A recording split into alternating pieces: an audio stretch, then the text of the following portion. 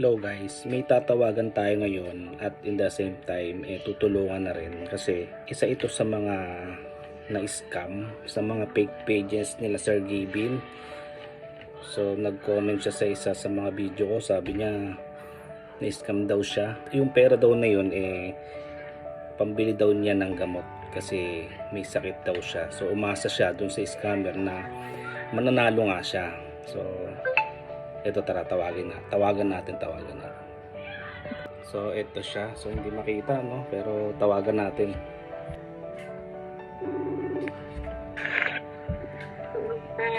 Yes, hello po. Kamusta po kayo? Ito na po ako hina. Kasi natin ko nga po eh. Salamat sa tumawag kayo pero hindi ko po kayo maririnig na. Opo. Paano po ba kayo na-scam?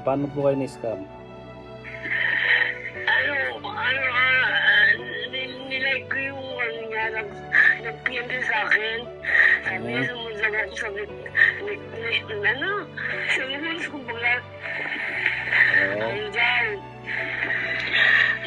Nag-send ako ng 200. Sabi niya yung Gcash number. Tapos sabi niya, pero tayo listo na lang. Tapos hindi niya na-replyan. Hindi na siya nag-chat. Hindi na nagparamdam. Opo, hindi na. Bale, ang sabi, mag-send ka ng 200 para ma-process yung premyo nyo. Opo. Ganun nga yung mga scammer ngayon. Napakarami scammer ngayon. Isa sa listo na lang. Oo. Hindi, ba naman yung Gcash ko nung gusto ko sa sindahan. Hindi ko, sabi na kahit sa 200. Yung 200, hindi na siya nag-reply pagkasend ko. Ganun yun yung mga scammer. Pagkasend nyo, hindi na talaga magpaparamdam yung mga yun. Kaya Ang buong akala nyo, sila Sir Gavin yung kausap nyo. hindi ko alam kung sino sila. Yung babae yun eh. Babae. Elma ba yun? Elma? Ay, Elma. Akala nyo si Elma yung kausap nyo. Oo. Kaya nagtiwala kayo. Oo. Tsaka siya yung chat na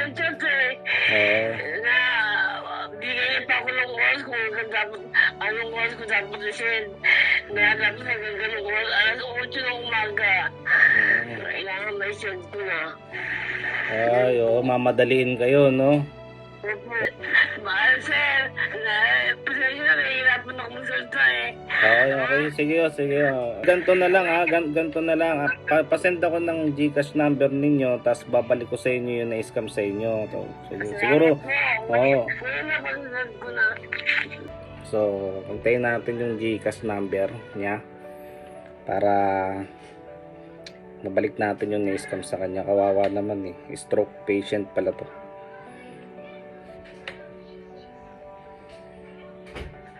Send na lang po ng Gcash number.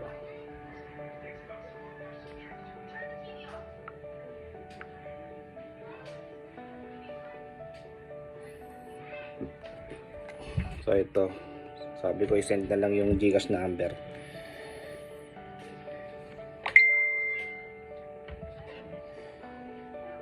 Bali, ito sinend ko sa kanya is 300 pesos. So maliit na halaga pero sana nakatulong ako kay nanay na kasi may sakit siya ngayon. May parang stroke patient siya. Hirap siya magsalita kanina. Tapos ayun, sabi ko na-send ko na po. Tapos sabi niya, ayan, nagpakita siya ng picture na na-receive niya na. Tapos sabi niya, thanks daw, more power. Tapos yun, nagpaalala na lang ako na mag-ingat siya sa susunod para hindi na siya may scam. Napakaraming scammer talaga ngayon, lalo na sa social media. So yun, sana nakatulong tayo kay nanay na ibalik natin yung na-scam sa kanya. Actually 200 yung na-scam sa kanya, so dinagdagan ko ng konti, ginawang 300. So maliit na bagay pero sana nakatulong. At kayo, mag-ingat kayo, lalo na yung mga matatandang gumagamit ng social media. Madalas talaga sila nagiging biktima ng mga ganitong scammer. Ang sistema kasi niyan na kapag nag-like, nag-follow, nag-share, nag-comment kayo sa page nila, Sabihin nila nanalo kayo, tapos ang gagawin nila ay magpapasend sila ng pera para ma-process daw yung napanalunan nyo. Pagka ganun guys, huwag kayo maniniwala sa kanila, no? Mag-ingat tayo, mag-ingat.